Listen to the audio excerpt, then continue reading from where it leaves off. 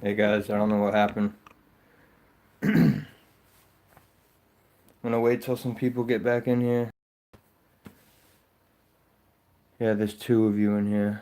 Hey, what's up, Masshole's wife? I don't know what happened right there. It's the first time that's ever happened to me. So, nice. Already 19 people. Nice, good. 29, good. Um, I'll wait till some people get in here. I'll wait till we hit at least about 60. How's that? Cincinnati Watchman, what's up? CC, what's up? J Money, what's up? Carmen So, what's up? Denise Lynn, hey. Jeffrey Thomas.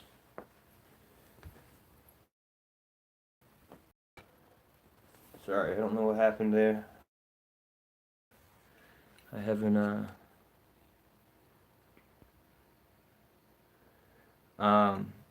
News Now, Massachusetts. This is not somebody I would ever want to be around. He is what seems to be a very dangerous individual, especially where he goes to threats right away, to threats to violence. I would never be around someone like this, and liars. I cannot stand liars, and he is definitely one of them. CC Cannon, how am I a liar? Let's just see what you got to say.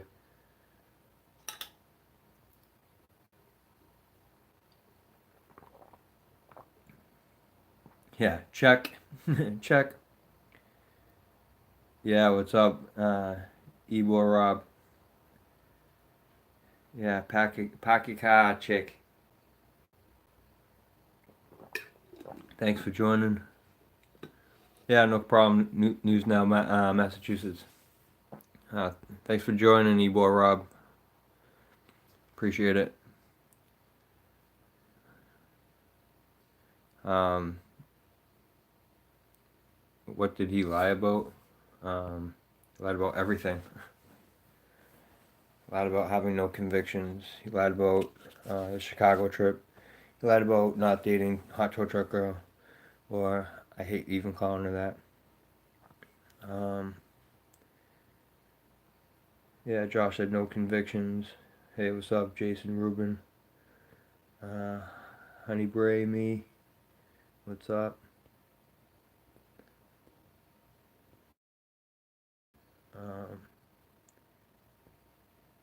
yeah, he has come. Yeah, exactly. So everybody knows what he lied about. Some people still don't want to believe it. I mean, it's obvious about it, but some people just don't want to believe it. He was kind of a hero to some people, which is really strange. But he was in it for entertainment, and he'll tell you guys. Yeah, exactly. Just your focus. A bunch of people were hypnotized. Exactly.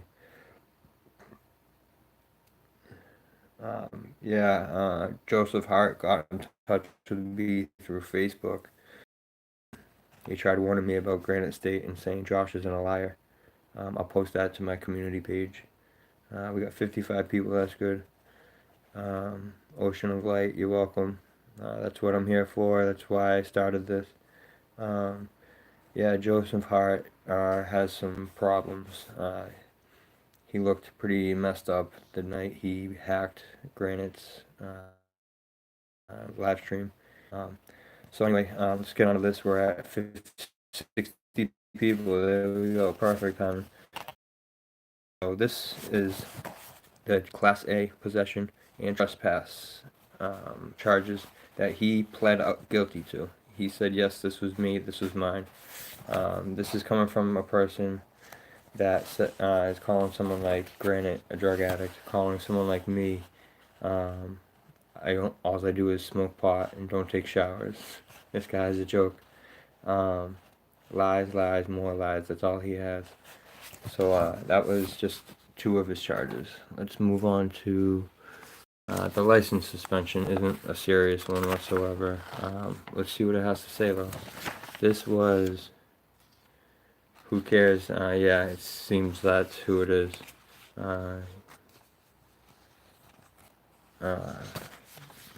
Pleading guilty and convicted, whatever. He is a convicted felon. That's already been proven. And I'm going to prove that in these paperwork right here, actually. Alright, so this is from, let's see, what day. Guys, I didn't go through this. I didn't redact anything. I want it to be just as surprised as you guys.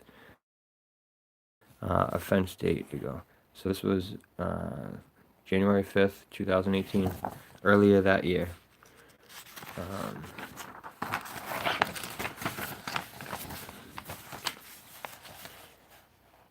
We got I, Officer Adrian Costa, report the following. On Friday, January 5th, 2018, I worked my assignment 5 p.m. to 1 a.m. patrol shift in marked cruiser 974 and in the area of number 2. At approximately 6:27 p.m., I was parked at the entrance of the Oncano Lodge Motel at 152 Endicott Street, conducting traffic enforcement. I'm going to try not to read these comments while I'm reading. At this time, I was approximately 10 feet from the vehicle. I observed a white male party with glasses operating a vehicle with a female passenger with brown hair. This party looked left and then right as he observed traffic. I could clearly see his face. I identified him to be Joshua Abrams. Date of birth 10/19/1987.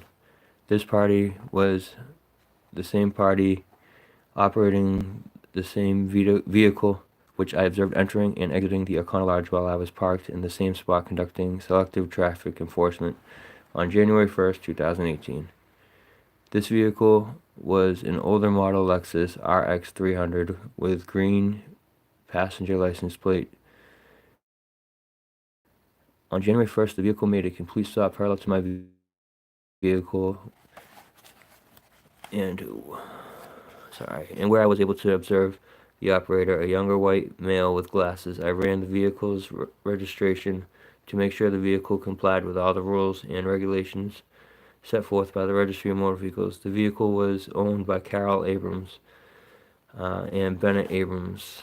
I ran the owner's address, 21 Valley Road, Stoneham, Mass, through the RMV quarry.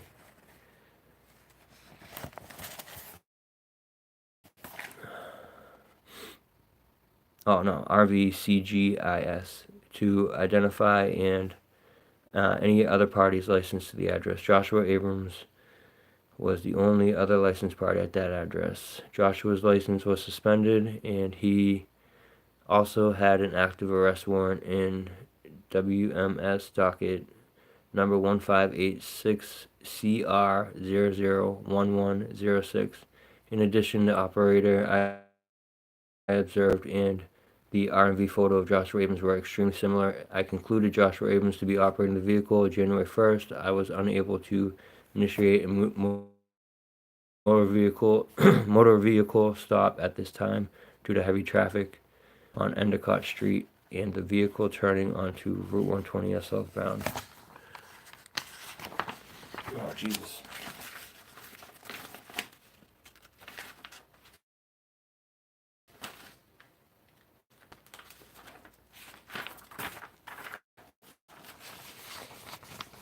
Yeah, this truth won't set him free, that's for sure. Alright, we're going to continue on to read this. On January 5th, I pulled out behind the vehicle on Cut Street and activated my blue lights. The vehicle took a right into the parking lot of Massachusetts General Hospital at 102 Endicott Street. The vehicle did not stop at first, but continued to drive down the driveway, take a left, and continued to travel approximately 500 feet into the lot. I activated my sirens, and the vehicle continued to drive. It took a right and came to a stop in the side parking lot. Once stopped, Joshua immediately reached down between the driver and passenger seat and then jumped into the back seat between the driver's and passenger seat and then jumped into the back seat behind the driver's seat. The female on the front passenger seat moved sat in the driver's seat. Both parties continued to move around, and I could observe them bending over in the vehicle between the seats. I was concerned these parties may be reaching for a weapon due to the movements, and in addition, I knew the warrant for Joshua was aggravated assault. Furthermore, I had viewed Joshua's BOP entries, 35 adult, 4 juvenile. And Joshua had been the defendant in 11 restraining orders. And Joshua had been, I'll repeat that, I guess. And Joshua had been the defendant in 11 restraining orders. And charges on his BOP include armed assault, threatening to kill, and numerous charges of assault and battery with a deadly weapon and assault and battery. I immediately requested another cruiser come to my location.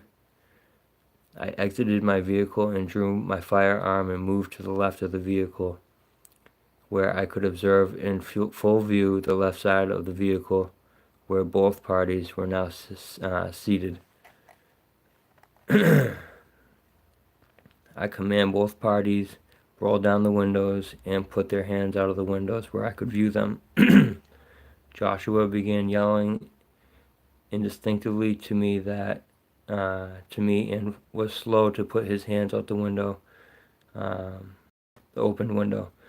He also pulled his hands back into the vehicle at one point, where I again commanded to keep their hands out of the window. At this time, Officer Glenn McKenna arrived on scene with their hands out of the vehicles. I holstered my firearm and walked toward the vehicle, opened the left rear passenger door, and commanded Joshua to exit. I asked Joshua for identification, and he stated he did not have identification on his person.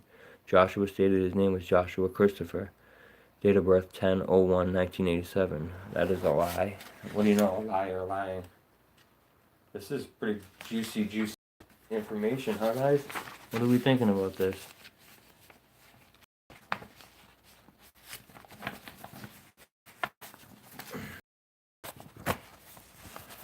He acted like his nose was totally clean. I asked him if this is his true identification, and he assured me numerous times it was. Officer McKenna searched Joshua, and due to the frigid weather, Joshua was placed in the right rear passenger seat of Officer McKenna's cruiser. When asked, he was switched places with his passenger. I keep looking at the screen and messing up here. Joshua vehemently denied operating the vehicle. Josh also stated the vehicle belonged to his aunt. Officer McKenna placed Joshua in he can't stop lying. Officer McKenna placed Joshua in the back seat of his cruiser while he waited to confirm Joshua's identity through dispatch. This guy can't even stop lying when he knows they know the truth. 149 people in there. This is great. I spoke with the female, now seated in the driver's seat. He did not have a driver's license. She did not have a driver's license on her person, but provided me with a social security card. Hold on, I want to make sure that's not in here. Alright, and was able to confirm this through CGIS. CJIS. She was Christina Garcia. Christina confirmed she and Joshua switched places in the vehicle because he knew he had a warrant. Dispatch confirmed Joshua's identity and as well as his warrant and suspended status for his driver's license. At this time, Officer Michael Chase arrived on scene. I placed Joshua under arrest, whereby Officer McKenna handcuffed Joshua and transported him back to the station where Officer Robert DeSanto booked him. Again, due to the frigid weather, Christina was placed in the back of Officer Chase's cruiser while I conducted a motor vehicle inventory. I found approximately 20 used needles in the driver's door, as well as numerous cartridges of naloxone throughout the vehicle. Wells Towing arrived on scene and took possession of the vehicle. Officer provided public service to Christina back to the Econo Lodge. Alright guys, here's the second group of charges. Needles, needles, needles. Brown powder substance. Needles, needles, brown powdered substance. It's just a copy of that. That's all I got for... So when the description was slim in that indictment, this was when he was the brown stuff. Naloxone is an opioid inhibitor. Thank you for that.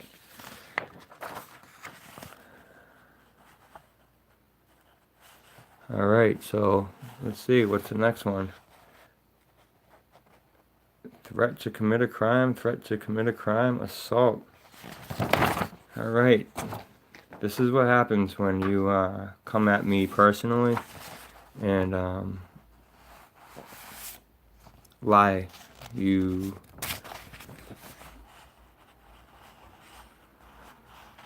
Alright, I don't want to have to pull wrenches and stuff. Alright, so threat to commit a crime, This was in 2014. This is a couple years ago. Oldest charge, this one is 15. This is the assault. Dangerous weapon. Fire larceny by false pretense and threat to commit a crime. That's 2015. Yeah, if people are calling me a shitbag, that's different. But if it's him, that's fine, because it seems as if that's true. But if it's me, yeah, there's no reason to be calling me a shitbag. Alright, so let's read over this one. This is a quick one. No.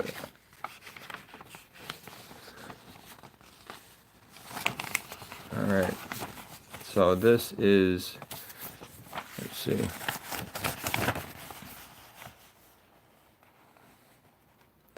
On 7/20/14 at 12:30 a.m., Joshua Abrams called my cell phone and I, in a threatening manner, described how he had beaten another man in the parking lot of my building. I can't see what that says. Oh, with a crowbar. Resides as a tenant. No, what does that say? I don't know what that says. Alright.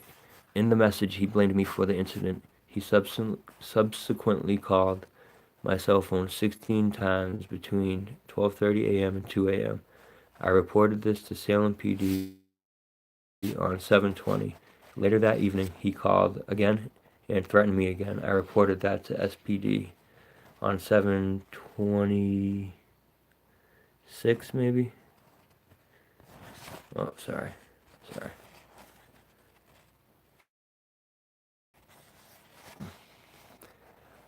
On 7/22, oh, so that must be 7/20. So on 7/22, I accompanied a constable who served eviction papers on Abrams for non-pay of rent, He verbally abused both the constable and me. When I returned to my office, he attempted to enter by force, jamming his foot into the door to prevent closing. He threatened to rip my head off, repeated until I was able to get him out the doorway and secure the door. I called SBD by 911.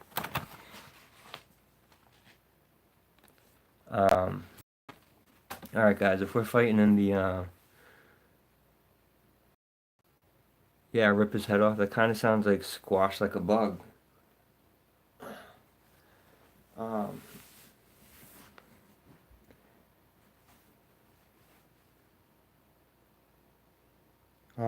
I'm not asking for anyone to cover for any of these fees. Yeah, I see what you're saying. Yeah, exactly.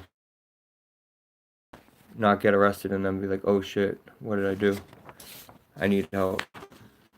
So this one is going to be the assault with a dangerous weapon, larceny over 250 by false pretenses. That's the license suspension. We already went over that one. Alright, this is the last document I have. Is it buffering?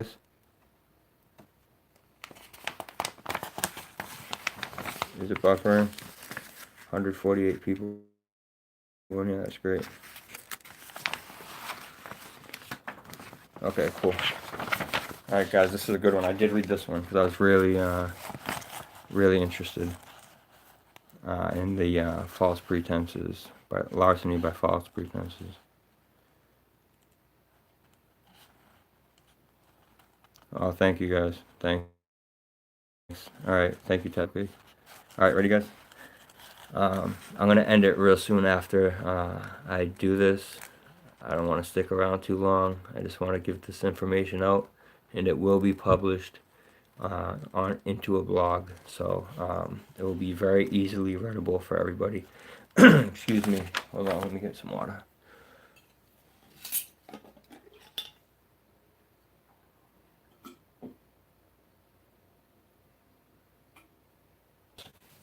And these paperwork is going to be passed on to a blog, and it'll be published for easily. We're reading over Josh's 9 charges in 4 different cases from Peabody Court.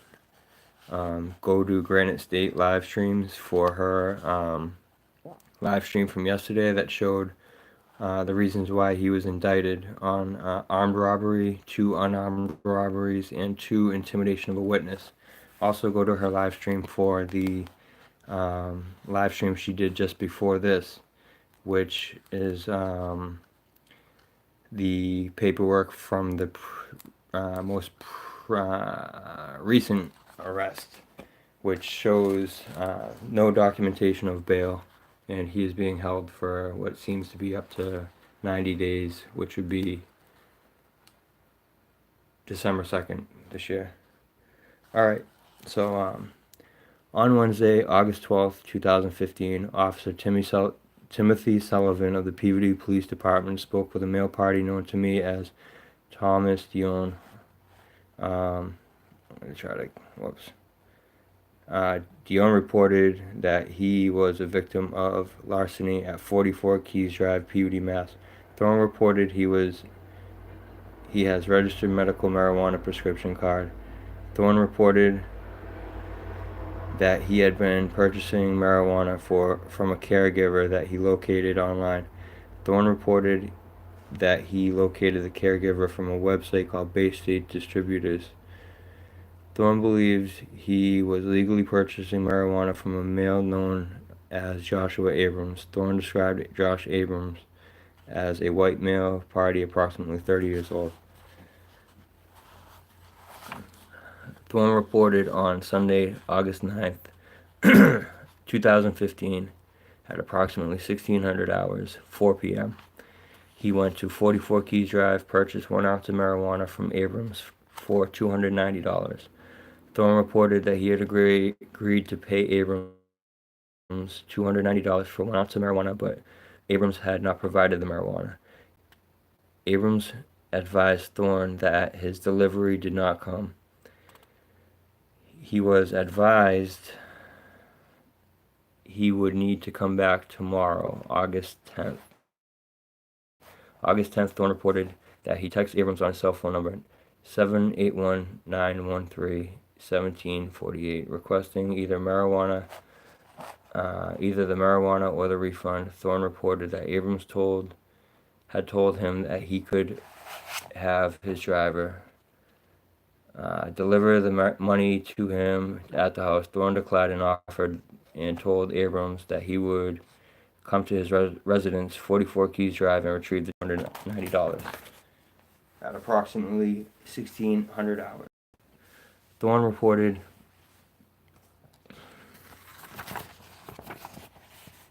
that he went to Abrams' residence at 44 Keys Drive and spoke to him outside the apartment building. Thorne reported that he and Abrams exchanged words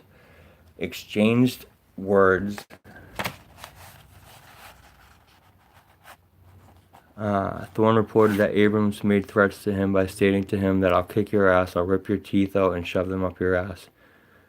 Thorne reported that as Abrams was saying this, he was holding a large gray dog. Thorne reported that Abrams threatened to sick the dog on him. Thorne reported that Abrams took the dog's leash and collar off and made gestures that his dog would attack him. Thorne reported that he was in fear that the dog would attack him. Thorne reported that the incident ended when Abrams made a statement that he would go get his piece. While mentioning to the apartment building, Abrams stated that after this he left the area. Approximately 1850, I attempted to speak with Abrams. I left a voicemail. Abrams to return his phone call at approximately 1947. A mail party identified as Abrams' attorney returned a phone call to station. Blah blah blah blah blah. You can read it. Yeah, but Josh doesn't harass people or threaten people or try to intimidate and act like a tough guy. You messing with the kid? Yeah, Abrams' mouth is his worst enemy. You would think with all this paperwork here, half of them being threats, half of them being violent, intimidation, threats to commit a crime, he would stop. But no, he's still in jail, threatening to commit crimes, threatening to squish people like bugs, lying, defaming, slandering. Look at all this. This is just Peabody, guys. We still have to hit Woburn. We still have to hit Wales or something like that. A couple more cities to get. We got much more paperwork to come. Yeah, guys, if you want to donate, go to... No. For all this work that I put in, and, you know, it would be really nice if you guys could... No, I don't want no money. I don't want no money. Public record, public interest. I got all this for free, guys. I got all that for free. So it's very easy to go get stuff on people and find out who they really are. I wish I did this before I really started auditing with this guy. If I knew any of this in detail, no way, no way. Exactly, transparency. Believe in the truth. Guys, so there's more paperwork to go. There's much more to this story. Stuff is happening that cannot be talked about right now. But it's all happening how it should be. Did you give... No, I didn't give an ID. They didn't even flinch and ask. They didn't ask me my name, nothing. I walked in, I said, I got name and date of birth. I want everything you got on him in this courthouse. Yeah. So... Exactly, Michael Lane. We don't need this type of people in this movement.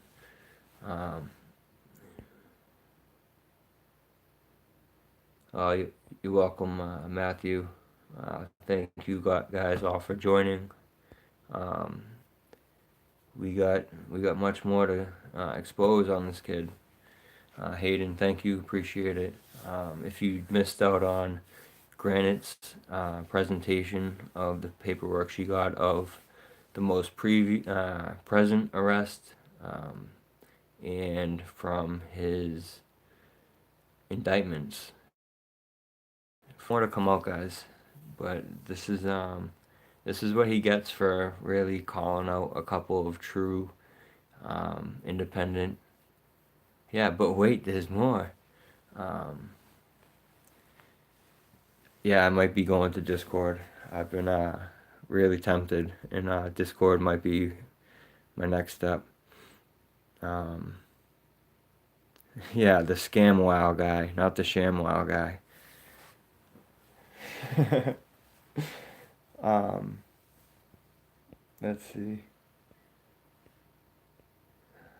I was saying something, but yeah. So there's so many more. There's so much more documents to come out. Hey, Amy, thanks for joining. Um,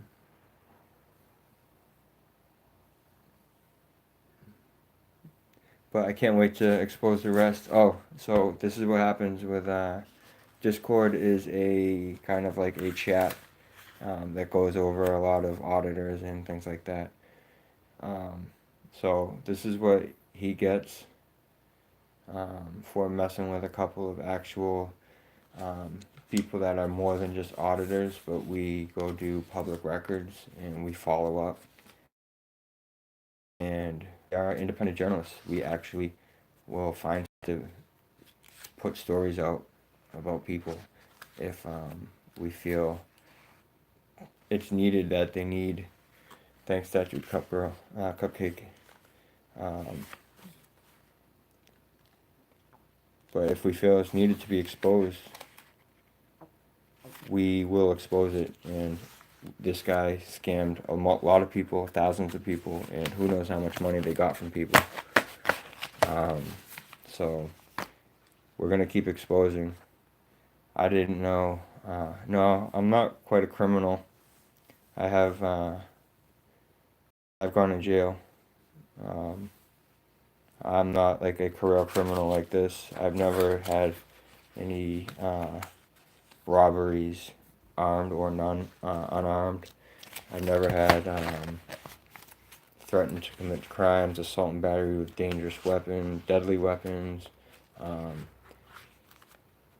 Only assault and battery with a dangerous weapon I had was when someone kicked in my door and I defended myself with a baseball bat. All charges were dismissed. Um, yeah, exactly. DUIs aren't really crimes, especially if you don't hurt anybody or anyone else. You just get pulled over. That's a victimless crime. Um, yeah, Danielle is a self-proclaimed master scam artist, and I have the screenshots of her Instagram that with her stating that. Um, so if anyone missed out of any of this paperwork from Mr. Abrams and his 9 different cases out of Peabody, go back and um, look, start it from the beginning. 150 people on. We stayed up there at around 150, 160. She said on Instagram she took a picture of a check that was $120,000, and underneath it said she's the greatest scam artist. Um, so I got a lot of stuff to post on the community page and here in the video. So alright guys, I think I'm gonna be getting out of here. There's 40 likes in here, 164 people in here.